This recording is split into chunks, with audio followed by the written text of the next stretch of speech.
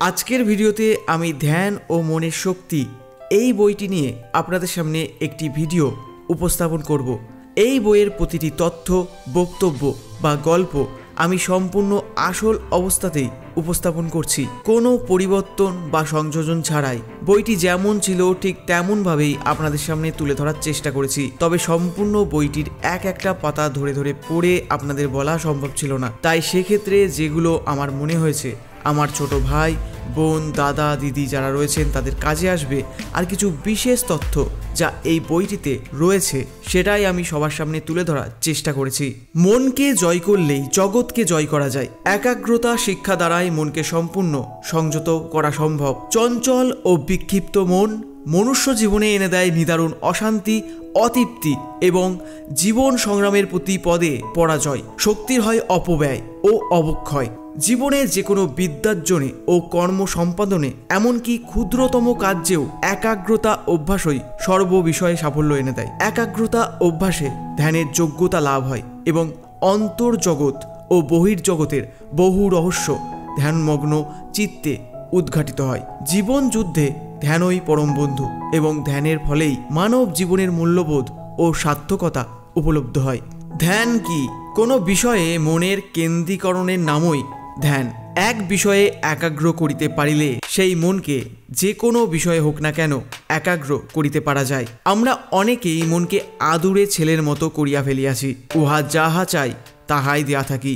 এই জন্য সর্বদা ক্রিয়াযোগের অভ্যাস আবশ্যক, যাহাতে মনকে সংযত করিয়া নিজের বশীভূত করা যায়। এই সংযমের অভাব হইতেই যোগের বিঘ্ন উপস্থিত হইয়া থাকে ও তাহাতেই ক্লেশের উৎপত্তি। এগুলি দূর করিবার উপায় ক্রিয়া যোগের দ্বারা মনকে বশীভূত করা, মনকে উহার কার্য করিতে না দেওয়া। ধ্যান কাহাকে বলে?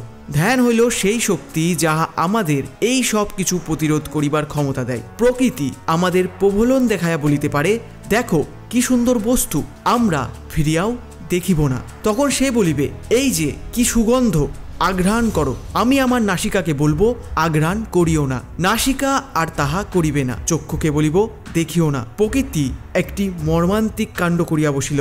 সে আমার একটি সন্তান হত্যা করিয়া বলিল, হতভাগা, এইবার তুই বসিয়া কন্দন কর, শোকের সাগরে ডুবিয়া যা। আমি বলিলাম, আমাকে তাহাও করিতে হইবে না। আমি উঠিয়া দাঁড়ালাম, আমাকে স্বাধীন হইতে হবে। ইহা মাঝে মাঝে পরীক্ষা করিয়া দেখো না, এক মুহূর্তের ধ্যানের ফলে এই প্রকৃতিতেই পরিবর্তন আনিতে পারিবে। মনে করো, তোমার নিজের মধ্যে যদি সে ক্ষমতা থাকিত, তা হইলে উহাই কি স্বর্গ সদৃশ্য হইত না? উহাই কি মুক্তি হইত না? উহাই হইল ধ্যানের শক্তি। অসংযত ও উচ্ছৃঙ্খল মন আমাদিগকে নিয়ত নিম্ন হইতে নিম্ন স্তরে লইয়া যাইবে এবং চরমে আমাদিগকে বিধ্বস্ত করিবে, ধ্বংস করিবে। আর সংযত ও সুনিয়ন্ত্রিত মন আমাদিগকে রক্ষা করিবে, মুক্তি দান করিবে। সুতরাং মনকে অবশ্য সংযত করিতে হইবে। ধ্যানের প্রাথমিক কথা। মনকে সংযত করা কি কঠিন? ইহাকে যে উন্মত্ত বানরের সহিত তুলনা করা হইয়াছে তাহা ঠিকই হইয়াছে। এক বানর ছিল স্বভাবতই চঞ্চল, যেমন সব বানর হইয়া থাকে। যেন ওই স্বাভাবিক অস্থিরতা যথেষ্ট ছিল না, তাই এক ব্যক্তি উহাকে অনেকটা মদ খাইয়া দিল। তাহাতে সে আরও চঞ্চল হইয়া উঠিল। তারপর তাহাকে এক বৃশ্চিক দংশন করিল।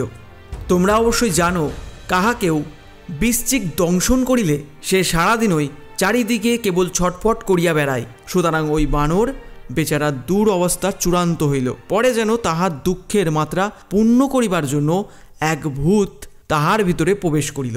এই অবস্থায় বানরটির মধ্যে যে দুর্দমনীয় চঞ্চলতা দেখা দিল, তাহা কোনো ভাষায় বর্ণনা করা অসম্ভব। মনুষ্য মন ওই বানরের তুল্য, স্বভাবতই অবিরত ক্রিয়াশীল। আবার বাসনারূপ মদিরা পানে মত্ত হইলে উহার অস্থিরতা বৃদ্ধি পায়। যখন বাসনা আসিয়া মনকে অধিকার করে, তখন অপরের সফলতা দর্শনে ঈর্ষারূপ বৃশ্চিক তাহাকে দংশন করিতে থাকে। শেষে আবার যখন অহংকার রূপ পিশাচ তাহার ভিতরে প্রবেশ করে, তখন সে নিজেকেই বড় বলিয়া মনে করে। এইরূপ মনকে সংযত করা কি কঠিন? ধীরে ধীরে এবং ক্রমে ক্রমে নিজেদের প্রস্তুতি করিতে হইবে। ইহা তামাশার কথা নয়, একদিনের বা কয়েক বৎসরের অথবা হয়তো কয়েক জনমের কথা নয়। কিন্তু সেজন্য দমিয়া যাইও না, সংগ্রাম চালাইতে হইবে। কেন তো স্বেচ্ছায় এই সংগ্রাম চালাইতে হইবে। তিল তিল করিয়া আমরা নতুন ভূমি জয় করিয়া লইব। তখন আমরা এমন প্রকৃতিতে সম্পদের অধিকারী হইব, যাহা কেহ কখনো আমাদের নিকট হইতে হরণ করিয়া লইতে পারিবে না। এমন সম্পদ যাহা কেহ নষ্ট করিতে পারিবে না। এমন আনন্দ যাহার উপর আর কোনো বিপদের ছায়া পড়িবে না। প্রথম সফল না হও, ক্ষতি নাই। এই বিফলতা সম্পূর্ণ স্বাভাবিক, ইহা মানব জীবনের সৌন্দর্য। এরূপ বিফলতা না থাকিলে জীবনটা কি হইত? যদি জীবনে এই বিফলতাকে জয় করিবার চেষ্টা না থাকিত, তবে জীবন ধারণ করিবার কোনো মূল্য থাকিত না। উহা না থাকিলে জীবনে কবিত্ব কোথায় থাকিত? এই বিফলতা, এই ভ্রম থাকিলই বা। গরুকে কখনো মিথ্যে কথা বলিতে শুনি নাই, কিন্তু উহা চিরকাল গরুই থাকে, কখনোই মানুষ হয় না। অতএব বারবার বিফল হও, কিছুমাত্র ক্ষতি নাই। সহস্রবার ওই আদর্শ হৃদয়ে ধারণ করো। আর যদি সহস্রবার অকৃতকার্য হও, আর একবার চেষ্টা করিয়া দেখো। সর্বভূতে ব্রহ্ম দর্শনই মানুষের আদর্শ উদ্দেশ্য। ধ্যান কিভাবে করব? তোমাদের মধ্যে যাহাদের সুবিধা আছে সাধনার জন্য, তাহারা একটি স্বতন্ত্র ঘর রাখিতে পারো তো ভালো হয়। এই ঘর শয়নের জন্য ব্যবহার করিও না, ইহা পবিত্র রাখিতে হইবে। স্নান না করিয়া ও শরীর মন শুদ্ধ না করিয়া এই ঘরে প্রবেশ করিও না। এ ঘরে সর্বদা পুষ্প রাখিবে। যোগীর পক্ষে এরূপ পরিবেশ অতি উত্তম। সুন্দর চিত্ত রাখিতে পারো। প্রাতে ও সায়নে সেখানে ধূপ ধূনা প্রজ্বলিত করিবে। ওই গৃহে কোনো প্রকার কলহ, ক্রোধ বা অপবিত্র চিন্তা করিও না। তোমাদের সহিত যাহাদের ভাবে মেলে কেবল তাহাদিগকেই ওই ঘরে প্রবেশ করিতে দিবে। এইরূপ করিলে ক্রমে ঘরটি পবিত্রভাবে ভরিয়া উঠিবে। এমনকি যখন কোনো প্রকার দুঃখ বা সংশয় আসিবে অথবা মন চঞ্চল হইবে, তখন কেবল ওই ঘরে প্রবেশ করিবা মাত্র তোমার মনে শান্তি আসিবে। ইহাই ছিল মন্দির গির্জা প্রভৃতির প্রকৃত উদ্দেশ্য। এখনও অনেক মন্দির ও গির্জায় এই ভাব দেখিতে পাওয়া যায়, কিন্তু অধিকাংশ স্থলে প্রকৃত উদ্দেশ্য হারায়া গিয়েছে। চতুর্দিকে পবিত্র চিন্তা সর্বদা স্পন্দিত হইতে থাকিলে সেই স্থানটি পবিত্র জ্যোতিতে পূর্ণ হইয়া থাকে। যাহারা এইরূপ স্বতন্ত্র গৃহের ব্যবস্থা করিতে না পারে, তাহারা যেখানে ইচ্ছা বসিয়াই সাধন করিতে পারে। শরীরকে সোজাভাবে রাখিয়া উপবেশন করো। সর্বপ্রথমে জগতে পবিত্র চিন্তার একটি স্রোত প্রবাহিত করিয়া দাও। মনে মনে বলো, জগতে সকলেই সুখী হইউক, সকলেই শান্তি লাভ করুক, সকলেই আনন্দ লাভ করুক। এই রূপে পূর্বে, পশ্চিমে, উত্তরে, দক্ষিণে পবিত্র চিন্তা প্রবাহিত করো। যতই এই রূপ করিবে, ততই তুমি নিজে ভালোবোধ করিবে। পরিশেষে দেখিতে পারিবে অপরে সুস্থ থাকুক। এই ভাবনাই স্বাস্থ্য লাভের সহজ উপায়। অপর সকলে সুখী হোক, এইরূপ চিন্তা নিজেকে সুখী করিবার সহজ উপায়। তারপর যাহারা ঈশ্বরে বিশ্বাস করেন, তাহারা ঈশ্বরের নিকট প্রার্থনা করিবেন। অর্থ, স্বাস্থ্য অথবা স্বর্গের জন্য নয়, জ্ঞান লাভের জন্য প্রার্থনা করিবেন। ইহা ব্যতীত আর সব প্রার্থনাই স্বার্থ মিশ্রিত। তারপর ভাবিতে হইবে, আমার দেহ দৃঢ়, সবল ও সুস্থ। এই দেহই আমার শ্রেষ্ঠ যন্ত্র, শ্রেষ্ঠ সহায়। চিন্তা করিবে, ইহা বর্জ্যের ন্যায় দৃঢ়। চিন্তা করো, এই শরীরের সাহায্যে এই জীবন সমুদ্র উত্তীর্ণ হইব। দুর্বল ব্যক্তি কখনো মুক্তি লাভ করিতে পারে না। সকল প্রকার দুর্বলতা পরিত্যাগ করো। শরীরকে বলো তুমি বলিষ্ঠ, মনকে বলো তুমি শক্তিধর, এবং নিজের ওপর অসীম বিশ্বাস ও ভরসা রাখো। প্রত্যহ একাকী ধ্যান করবি, সব আপনা আপনি খুলে যাবে। বিদ্যারূপিণী মহামায়া ভেতরে ঘুমিয়ে রয়েছেন। জাগো মা, ধীরে ধীরে এসব অভ্যাস করতে হয়। ইমোশনাল সাইডটা ধ্যানের কালে একেবারে দাবিয়ে দিবি, ওটাতেই বড় ভয়। যারা বড় ইমোশনাল ভাবপ্রবণ, তাদের কুণ্ডলিনী ফরফর করে ওপরে ওঠে বটে, কিন্তু উঠতেও যতক্ষণ, নাবতেও ততক্ষণ। যখন নাবে তখন একেবারে সাধককে অধ্যপাতে নিয়ে গিয়ে ছাড়ে। এজন্য ভাব সাধনার সহায় কীর্তন ফির্তনের একটা ভয়ানক দোষ আছে। নেচে কুদে সাময়িক উচ্ছ্বাসে ওই শক্তির ঊর্ধ্বগতি হয় বটে, কিন্তু স্থায়ী হয় না। নিম্নগামিনী হবার কালে জীবের ভয়ানক কাম বৃত্তির আধিক্য হয়। তৈলধারার মতো মনটা এক বিষয়ে লাগিয়ে রাখতে হয়। জীবের মন নানা বিষয়ে বিক্ষিপ্ত হয়ে আছে। ধ্যানের সময়ও প্রথম মন বিক্ষিপ্ত হয়। মনে যা ইচ্ছে উঠুক না কেন, কি কি ভাব উঠছে সেগুলো তখন স্থির হয়ে বসে দেখতে হয়। ওইভাবে দেখতে দেখতেই মন স্থির হয়ে যায়, আর মনে নানা চিন্তা তরঙ্গ থাকে না। ওই তরঙ্গগুলোই হচ্ছে মনের সংকল্প বৃত্তি। ইতপূর্বে যে সকল বিষয় তীব্রভাবে ভেবেছিস তার একটা মানসিক প্রবাহ থাকে, ধ্যানকালে ওগুলোই তাই মনে ওঠে। সাধকের মন যে ক্রমে স্থির হওয়ার দিকে যাচ্ছে ওগুলি ওঠা বা ধ্যানকালে মনে পড়াই তার প্রমাণ। মন কখনো কখনো কোনো ভাব নিয়ে এক বৃত্তিস্থ হয়, তার নামই সবিকল্প ধ্যান। আর মন যখন সর্ববৃত্তি শূন্য হয়ে আসে তখন নিরাধার এক অখণ্ড বোধ স্বরূপ প্রত্যেক চৈতন্য গলে যায়, তার নামই বৃত্তিশূন্য নির্বিকল্প সমাধি। মনোসংযোগের প্রথম সোপান কিছুক্ষণের জন্য চুপ করিয়া বসিয়া থাকা ও মনকে নিজের ভাবে চলিতে দেওয়া। মন সদা চঞ্চল, উহা সেই বানরের মতো সর্বদা লাফাইতেছে।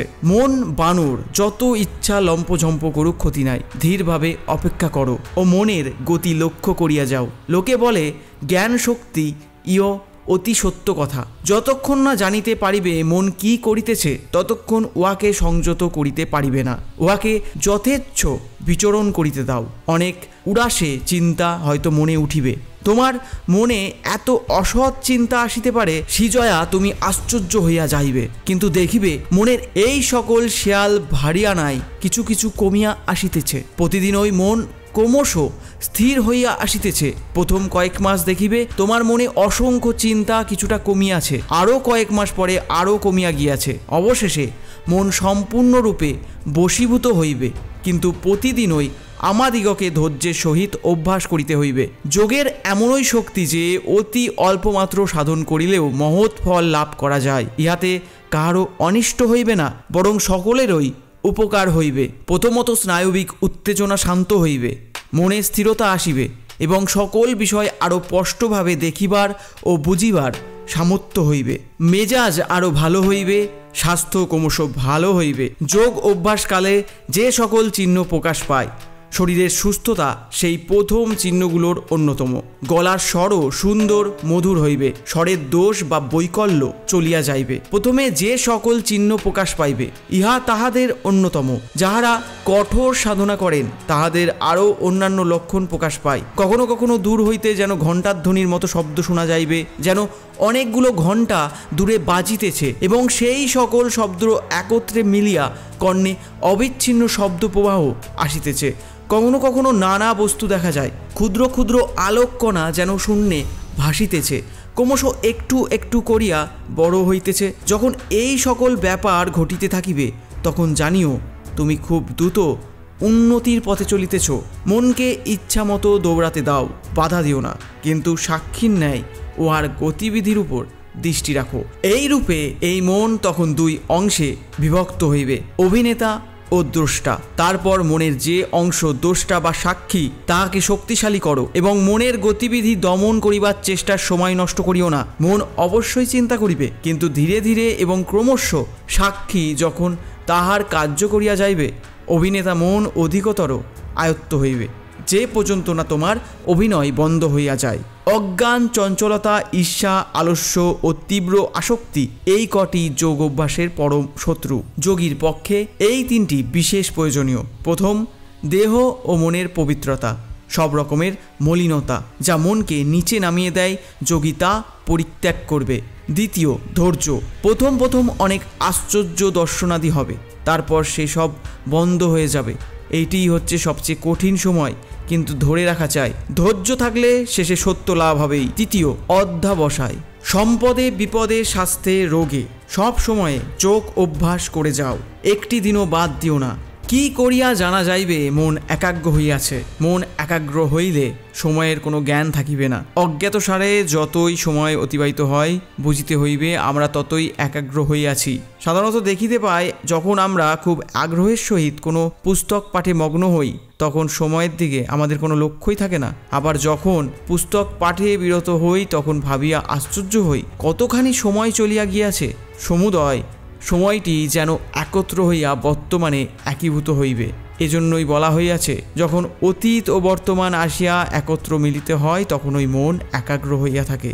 একটা কথা সবাইকে বলে দেওয়া ভালো হবে, বইটিতে স্বামী বিবেকানন্দের নাম দেখতে পাচ্ছেন বলে মনে করবেন না বইটি স্বামী বিবেকানন্দের লেখা। এই বইটি স্বামী বিবেকানন্দের মহামূল্যবান উক্তি ও চিন্তাধারা, স্বামী বিবেকানন্দের বাণী ও রচনা এবং স্বামী গভীরানন্দ প্রণীত যুগনায়ক স্বামী বিবেকানন্দ ও রামকৃষ্ণ কথামৃত গ্রন্থসমূহ থেকে সোমেশ্বরানন্দ কর্তৃক সংকলিত।